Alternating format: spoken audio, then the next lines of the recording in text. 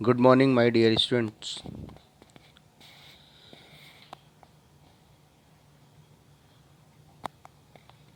आज काफ़ी दिनों बाद आप लोगों से मेरी बातचीत हो रही है। थोड़ा सा गैप आ गया, मुझे भी ऐसा फील होता है। आज हम लोग 10th क्लास के इकोनॉमिक्स का फर्स्ट चैप्टर जो है डेवलपमेंट, उसके बारे में बातचीत करेंगे। विकास ऐसा एक शब्द है जिसके बारे में हम लोग जितना बातचीत करेंगे उतना ही कम है।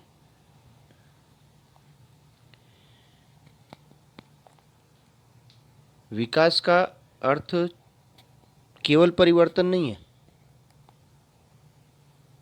परिवर्तन तो हर तरह से होता है। एक अच्छा परिवर्तन भी होता है और एक बुरा परिवर्तन भी होता है।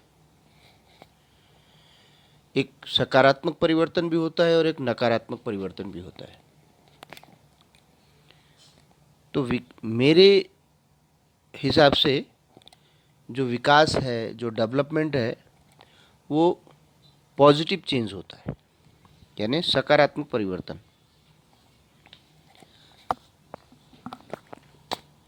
इसके बारे में जितनी बातचीत की जाए उतना ही कम है। इस चैप्टर में तो बहुत सारे एग्जाम्पल दिए हुए हैं, लेकिन उस से हम लोग बिल्कुल अलग बातचीत करेंगे। विकास का अर्थ केवल हमारी ग्रोथ होना नहीं है। विकास का अर्थ केवल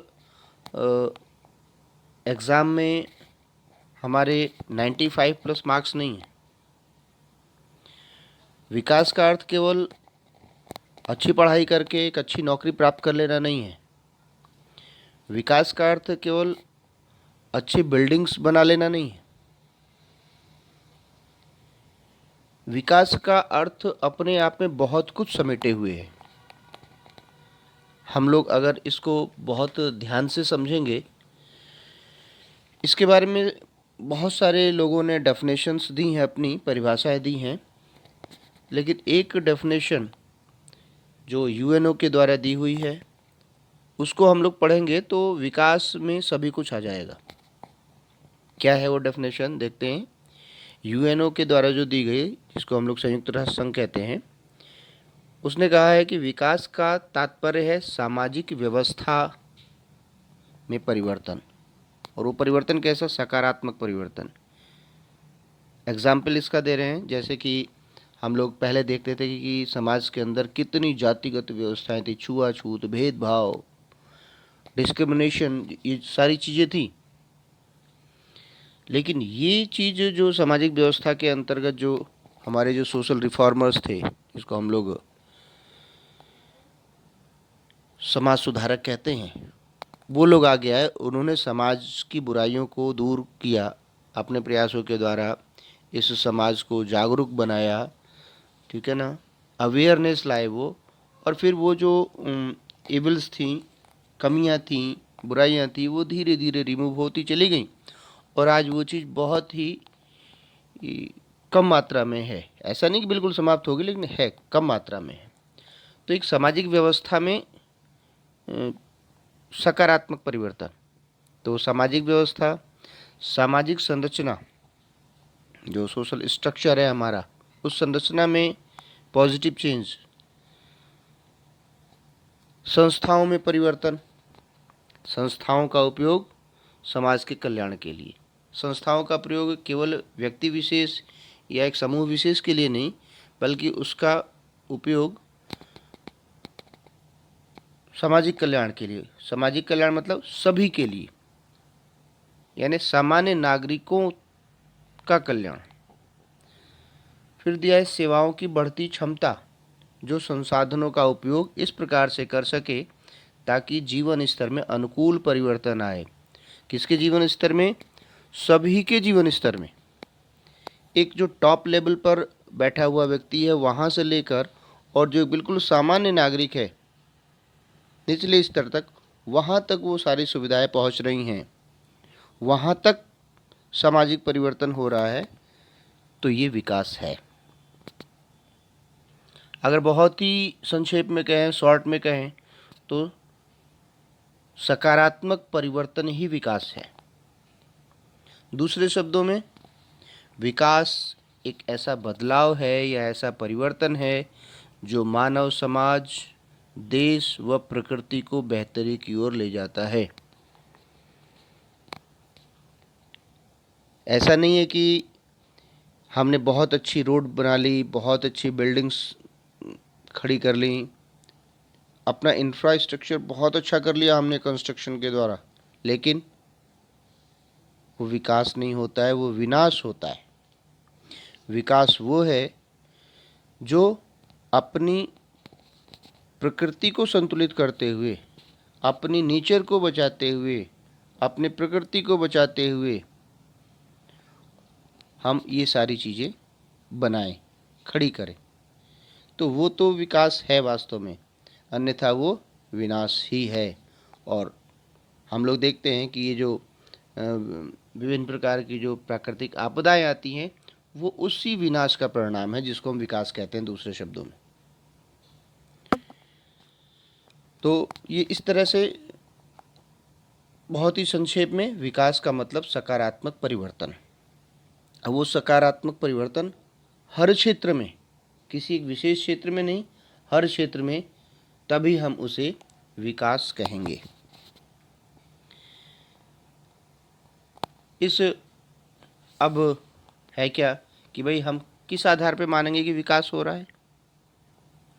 कोई तो स्केल होगा उसका, तो उसको मापने का कई आधार बनाया गया है।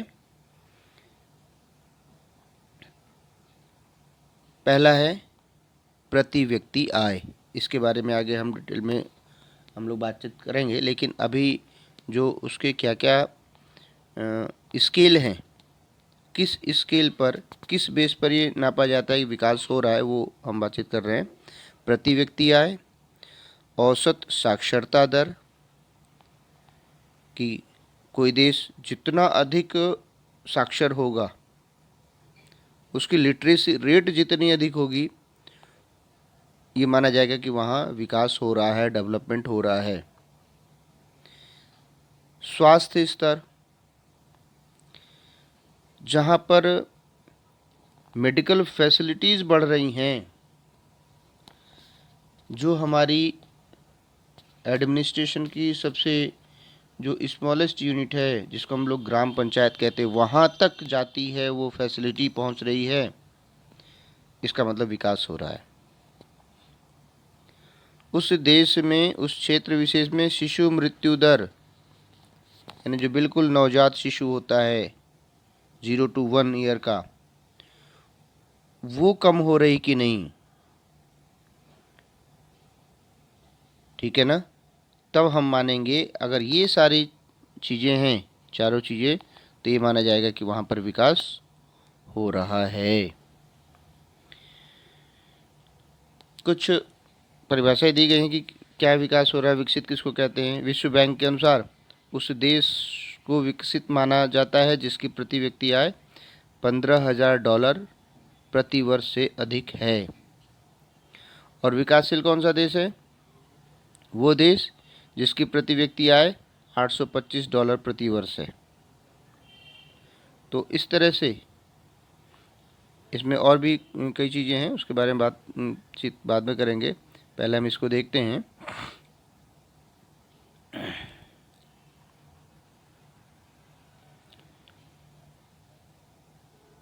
ये देखिए, लोगों के विकास के लक्ष्य भिन्न हो सकते हैं, और दूसरा, एक के लिए जो विकास है दूसरे के लिए विकास ना हो, यहाँ तक कि वह दूसरे के लिए विनाशकारी भी हो सकता है।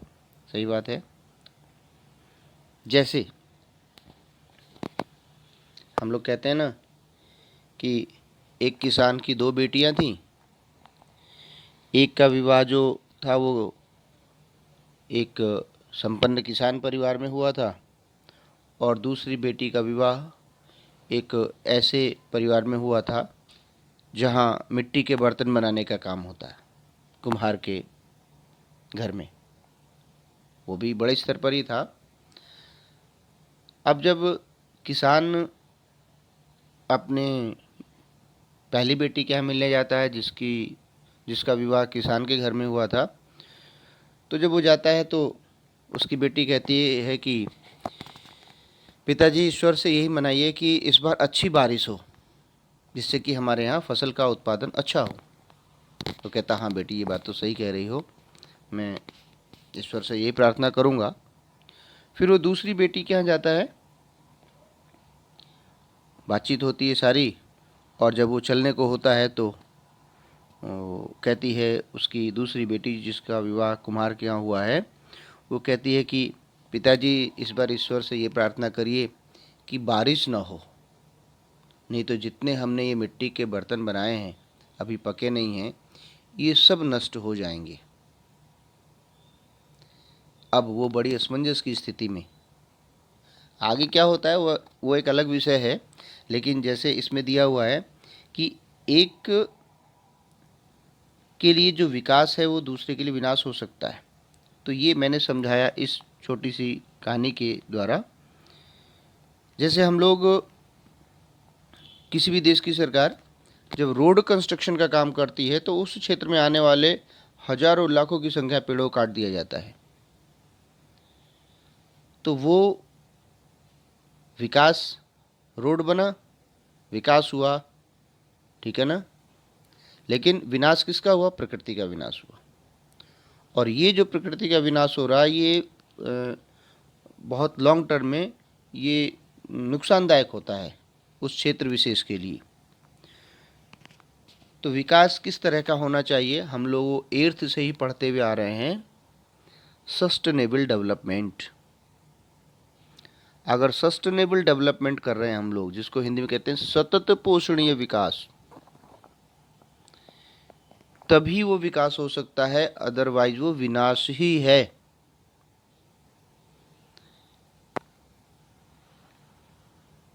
वो विकास नहीं है, क्योंकि वो एक पक्षीय चल रहा है। एक का नुकसान, एक को हम लोग नुकसान पहुंचा रहे हैं, क्षति पहुंचा रहे हैं, और दूसरे को बढ़ा रहे हैं। वो विकास नहीं है। सस्टेनेबल डेवलपमेंट में आप लोग सभी को ध्यान में होगा कि सतत पोषणीय विकास, सतत पोषणीय यानी प्रकृति का लगातार संरक्षण करते हुए हम आगे बढ़ रहे हैं, तो उसी को हम कहते हैं सतत पोषणीय विकास। अर्थात किसी भी चीज़ का उपयोग इस तरह से कि हमारी आगे आने वाली पीढ़ियों को वो सारी सुविधाएं प्राप्त हो सकें। जल का उपयोग अगर हम कर रहे हैं तो जल का उपयोग इस तरह से करें, दुरुपयोग नहीं, उपयोग, यूज़ करें, मिसयूज़ नहीं। यही सस्टेनेबल डेवलपमेंट है। कोई भी सुविधा हमें मिल रही है तो उसका हम यूज़ करें, मिसयूज़ ना करें, तभी वो आगे आने वाले पीढ़ी को प्राप्त हो पाएगा। जल का उदाहरण मैंने इसलिए लिया कि आज हमारे ही देश में, विश्व में नहीं, विश्व में भी है, हमारे देश में ही बहुत सारे राज्य ऐसे हो गए हैं जहाँ पर पानी का संकट लगातार 4-4 मीटर तक पानी का जो लेवल है वो ज़मीन के अंदर बहुत तेज़ी से भाग रहा है। 4 मीटर से अधिक नीचे चला गया है। पानी का अकाल पड़ा हुआ है। गर्मी के दिनों में नल बिल्कुल बंद हो जाते हैं, ट्यूबवेल में पानी नहीं आता है। तो ये क्यों हुआ? ये इसलिए हुआ कि हमने बिना सोचे समझे पानी का दुरुपयोग किया, और उसका परिणाम आज दिखाई दे रहा है गर्मी के दिनों में। तो ये सस्टेनेबल डेवलपमेंट अगर हम प्रयोग करते हैं तो इस तरह की परिस्थितियां नहीं आएंगी। इसको अगर हम प्रयोग में लाते हैं तभी विकास संभव है, अदरवाइज नहीं। जो हम लोगों ने देश के विकास के मापन में पढ़ा, प्रति व्यक्ति आय। प्रति व्यक्ति आय का मतलब कि देश के में रहने वाले लोगों की आय कितनी है, उसके आधार पर मापा जाता है। लेकिन केवल इतना ही पर्याप्त नहीं है कि हम उसके आधार पर माप लें कि हाँ, जिस देश की प्रति व्यक्ति आय अधिक है वो क्या है, वहाँ पर विकास हुआ है। नहीं, ऐसा नहीं है। उसके साथ साथ उस देश की हर चीज़ों में सकारात्मक परिवर्तन आया हो।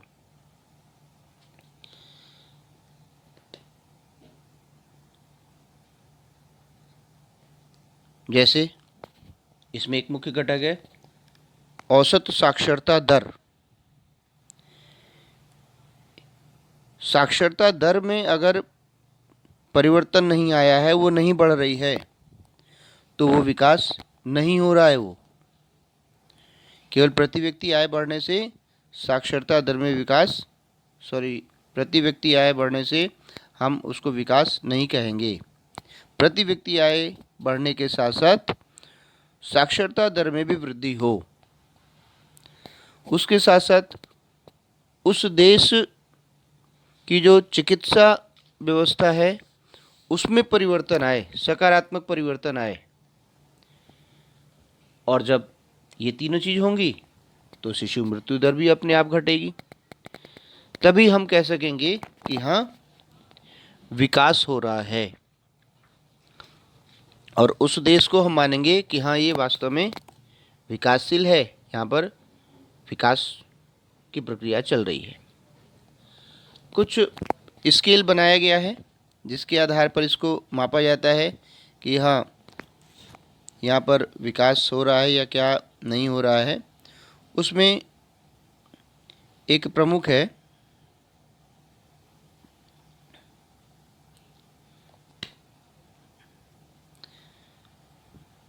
एक बीएमआई सिस्टम। देखिए आ गया। बीएमआई सिस्टम क्या है? शरीर द्रव्यमान सूचकांक, इसको कहते हैं बॉडी मास इंडेक्स।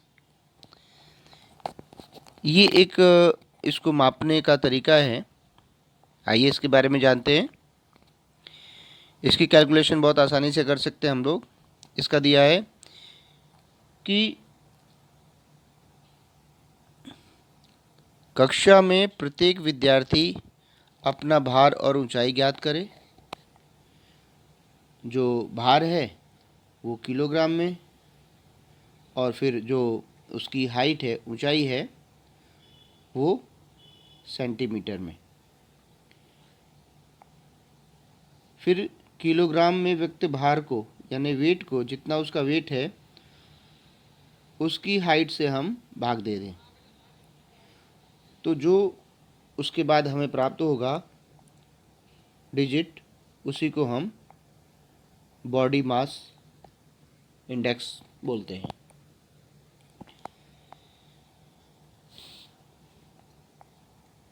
इसमें कैसे उसको नापते हैं? यदि एक विद्यार्थी की बीएमआई 2 एसडी से 2 एसडी के बीच में है तो उसे सामान्य कहा जाएगा। यदि 2 एसडी से अधिक है तो न्यून भारित होगा,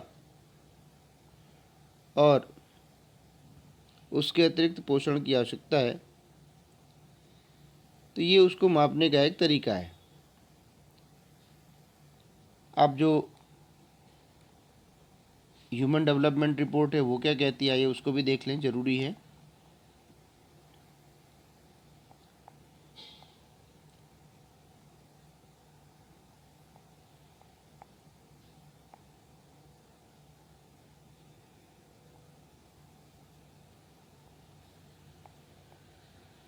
पिछले लगभग एक दशक में स्वास्थ्य और शिक्षा सूचकों का आय के साथ व्यापक स्तर पर विकास के माप के लिए प्रयोग किया जाने लगा है।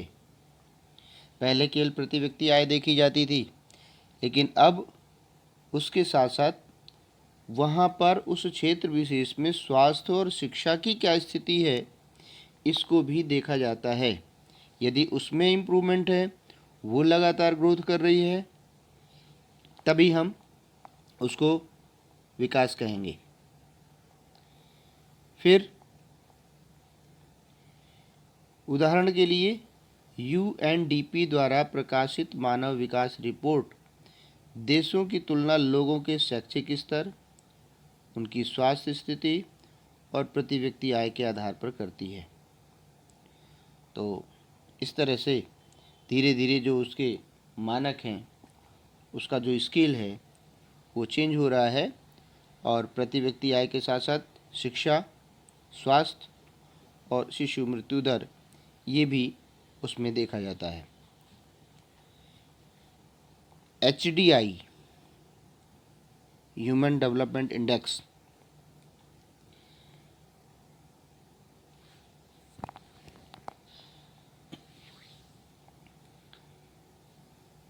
प्रति व्यक्ति आय की गणना सभी देशों के लिए डॉलर में की जाती है ताकि उसकी तुलना की जा सके जो यूरोपियन कंट्रीज़ हैं या जो अमेरिकन कंट्रीज है, इसलिए उसको डॉलर में की जाती है।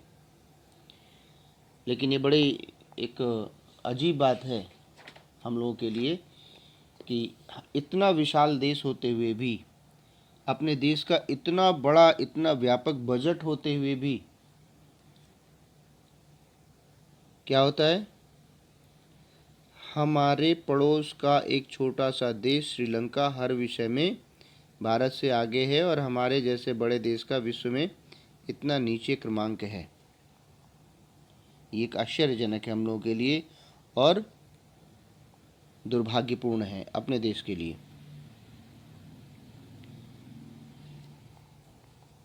देखिए, फिर यहाँ पर वही बात आई है जो मैं अभी तक कहता रहा हूँ, विकास महत्वपूर्ण है कब? एक देश के नागरिकों के साथ क्या हो रहा है, लोगों का स्वास्थ्य कैसा है, उनका कल्याण हो रहा है नहीं हो रहा है, ये सबसे अधिक ज़रूरी है, तभी इसको विकास माना जाएगा। धारणीयता, धारण करना, धारणीयता का मतलब धारण करना। हम विकास को जिस तरह से ही परिभाषित करें, अभी के लिए मान लें कि एक विशेष देश काफ़ी विकसित है, जैसे कि अभी हम लोगों ने पढ़ा कि हम किसको विकसित मानेंगे, किसको विकासशील मानेंगे। तो यानी जिस देश के प्रति व्यक्ति आय $15,000 प्रति वर्ष है वो विकसित है, और जिस देश की प्रति व्यक्ति आय $825 प्रति वर्ष है वो विकासशील है, और जो इनके बीच में नहीं आते वो अविकसित है। तो इस तरह से देखिए, ये जो पानी वाला है, जो जल वाला दिया है उदाहरण जो मैंने दिया था, भूमिगत जल का अति उपयोग विशेष रूप से पंजाब और पश्चिमी उत्तर प्रदेश के कृषि की दृष्टि से समृद्ध क्षेत्रों, मध्य और दक्षिण भारत चट्टानी पठारी क्षेत्रों, कुछ तटवर्ती क्षेत्रों जैसी विकसित शहरी बस्तियों में पाया जाता है। और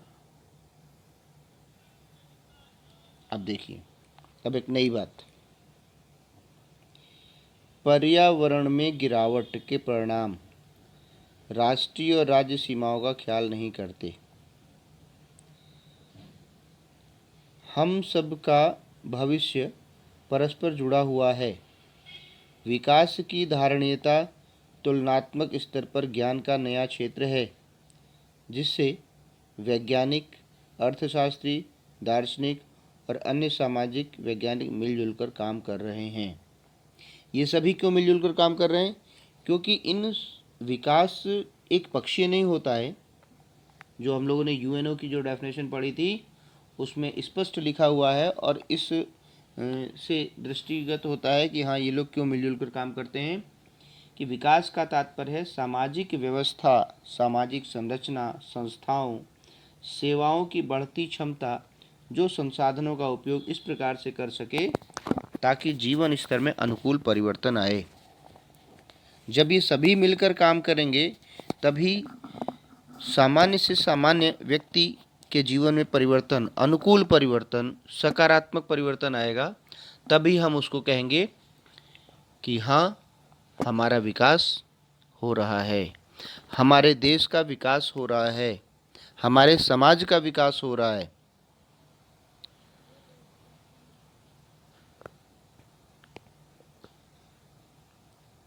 हमारे समाज का विकास हो रहा है, इसका मतलब उस समाज में रहने वाले सभी लोग अपने क्रियाकलापों को करते हुए, एक दूसरे का सहयोग करते हुए अपने को आगे बढ़ाते हैं। उनके सामने समाज की जो कल्पना है वो सबसे पहले है, उसके बाद वो है समाज की संस्थाओं का प्रयोग समाज के सहयोग के लिए, समाज को आगे बढ़ाने के लिए। केवल ऐसा नहीं कि हमने अपने देश के उद्योगों को बढ़ा लिया, ठीक है ना। लेकिन उसमें काम करने वाले लोगों की स्थिति में परिवर्तन आ रहा है, उनके जीवन स्तर में परिवर्तन आ रहा है या नहीं, इस पर निर्भर करता है कि माना जाएगा कि हाँ वहाँ विकास हो रहा है। वह उस उद्योग विशेष में कार्य करने वाले लोगों के जीवन स्तर में अनुकूल परिवर्तन आ रहा है, तब माना जाएगा कि हाँ वहाँ विकास हो रहा है। उसमें कार्य करने वाले लोगों के परिवार के जीवन स्तर में सुधार हो रहा है हर क्षेत्र में, तब माना जाएगा कि हाँ वहाँ विकास हो रहा है। उस उद्योग का उपयोग समाज के उत्थान के लिए हो रहा है कि नहीं। अगर समाज के उत्थान के लिए नहीं हो रहा है तो विकास नहीं हो रहा है। समाज का उत्थान उससे हो रहा है तो माना जाएगा कि हाँ वहाँ का विकास हो रहा है। यानी उसका उपयोग जन कल्याण के लिए, किसी व्यक्ति विशेष के लिए नहीं, किसी समूह विशेष के लिए नहीं। जो सरकार की योजनाएं होती हैं वो जन सामान्य के लिए होती हैं, और जब वो जन सामान्य तक पहुंचती हैं, उनका जीवन स्तर सुधरता है, उनका जो जीवन है उसमें अनुकूल परिवर्तन आता है, तब माना जाएगा कि हाँ उसका लाभ समाज को मिल रहा है। और यदि परिवर्तन नहीं आ रहा है, इसका मतलब उसका जो लाभ है वो समाज को नहीं मिल रहा है। हम लोगों ने इससे पहले हिस्ट्री में पढ़ा हम लोगों ने कि यूरोप में राष्ट्रवाद, फिर भारत में राष्ट्रवाद, 9th में पढ़ा हमने फ्रांसीसी क्रांति, रूसी क्रांति, या इसके अलावा और भी बहुत सारी क्रांतियों के बारे में हम लोगों ने पढ़ा होगा। वो क्रांति ही इसलिए हुई कि वहाँ की जो सरकार थी, वहाँ का जो शासन था, वहाँ का जो प्रशासन था, वो एक व्यक्ति विशेष या समूह विशेष के लिए काम करता था। उसने सामान्य व्यक्ति की, सामान्य नागरिकों की चिंता नहीं की। उनके जीवन स्तर में सुधार तो बहुत दूर की बात, उनका जीवन स्तर लगातार बद से बदतर होता गया। इसलिए उन्होंने क्रांति की उस व्यवस्था के विरुद्ध। यदि वहाँ पर जन सामान्य की चिंता की गई होती तो वहाँ पर क्रांति नहीं होती, फ्रांसीसी क्रांति नहीं हुई होती, लुई 16 के विरुद्ध वहाँ के लोग खड़े नहीं हुए होते, वहाँ की संस्थाएं खड़ी नहीं हुई होती। ऐसे ही रूस में जार के विरुद्ध वहाँ की संस्थाएं नहीं खड़ी होती यदि वो जन सामान्य की चिंता करते। तो ये जो हमारा जो चैप्टर है, ये बहुत ही, जो अगर बातचीत करें तो इसका जो एरिया है बातचीत करने का या समझाने समझने का, बहुत ही व्यापक है। संक्षेप में जो मैंने कहा कि यदि विकास को समझना है तो एक छोटे से वाक्य में पूरा हो जाता है कि ऐसा बदलाव, ऐसा परिवर्तन जो मानव समाज, देश व प्रकृति को बेहतरी की ओर ले जाता है, उसे हम विकास कहते हैं। ये इसकी परिभाषा है। इसको आप परिभाषा बना सकते हैं। तो इस तरह से मैं समझता हूँ कि आपको विकास क्या है वो स्पष्ट रूप से समझ में आया होगा। बाकी इस पर जितना बातचीत किया जाए वो कम है, जितना उदाहरण दिया जाए वो कम है। उदाहरण के लिए हमें कहीं बाहर नहीं जाना पड़ेगा। हमने 9th और 10th में जो चैप्टर्स पढ़े हैं, अगर उसको भी उदाहरण बनाएंगे हम तो वो पर्याप्त हैं इस विकास की धारणा को, अवधारणा को समझने के लिए। हम लोग बोलीविया का जल युद्ध पढ़ते हैं, ठीक है ना।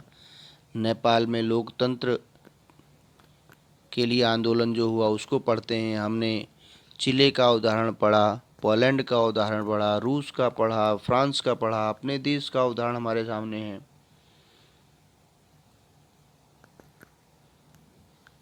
इन सब से ये जो लाइन हमने बताई, अगर इस लाइन को हम अच्छी तरह समझ लें तो विकास की परिभाषा या विकास क्या है वो हमारे पूरी तरह समझ में आ जाएगा। फिर से मैं इसको दोहरा देता हूँ।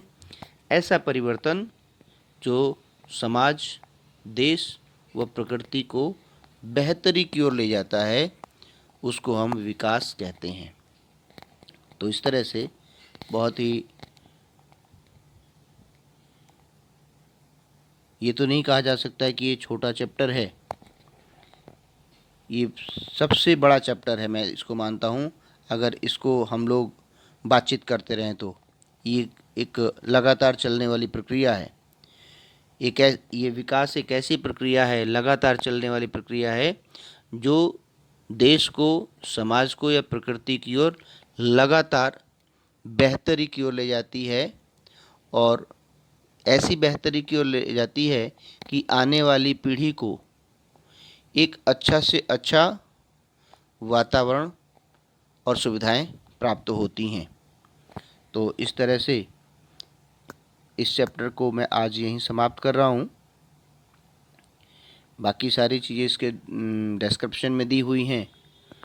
मेरे पास लगातार इस तरह के कमेंट्स आ रहे हैं कि सर आप जो है इंग्लिश मीडियम में भी वीडियो बनाएं। तो अभी तो मैं आपको एश्योर नहीं कर सकता कि बहुत जल्दी मैं इंग्लिश मीडियम में आप लोगों के सामने वीडियो ले आऊँगा, लेकिन हाँ, मैं कोशिश करूँगा कि जल्दी से जल्दी मैं आप लोगों के सामने इंग्लिश मीडियम में भी इस चैप्टर को आप लोगों को समझाऊं, क्योंकि अभी बहुत सारे टॉपिक हैं जिन पर बातचीत करनी है, सिलेबस भी है, और विशेष रूप से जो 10th के बच्चे हैं उनके लिए मुझे बहुत सारी चीज़ें तैयार करनी है, उनको देना है। लेकिन फिर भी आप लोगों की बात भी मेरे समझ में आ रही है, आप लोगों को बहुत सारी दिक्कतें आ रही हैं, तो मेरी कोशिश रहेगी कि मैं जल्दी से जल्दी आप लोगों के सामने इन सब चैप्टर्स को इंग्लिश मीडियम में लेकर आऊँ। तो आज के लिए इतना ही पर्याप्त है। फिर हम अगली वीडियो के साथ जल्दी आपसे मिलते हैं। नमस्कार, धन्यवाद।